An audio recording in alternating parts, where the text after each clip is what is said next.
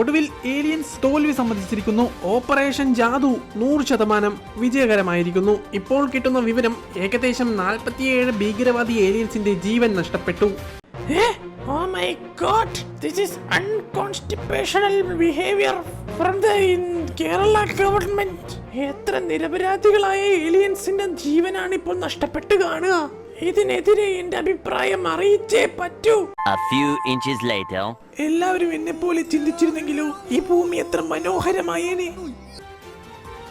നമ്മളെ ആക്രമിച്ച 2 മദർഷിപ്പുകൾ നമ്മൾ തകർത്തു. ചുമ്മാ ചൊറിയാൻ വന്നാൽ നമ്മൾ കേറി മാന്തും. അത് ഏലിയൻസ് ആയാലും അയൽവാസിയായാലും. അണ്ണാതെ ഇവിടുത്തെ നമുക്ക് വേണ്ടി സ്റ്റോറി ഇട്ടേക്കണ്. ഇത് തൂക്കവനെ. ദൈവമേ, ഞാൻ സ്വർഗത്തിലേക്കാണോ ഈ പോകുന്നേ? അല്ലേലും നല്ലവരെയൊക്കെ പെട്ടെന്ന് അങ്ങ് മുകളിലോട്ടേക്ക് വിളിക്കും.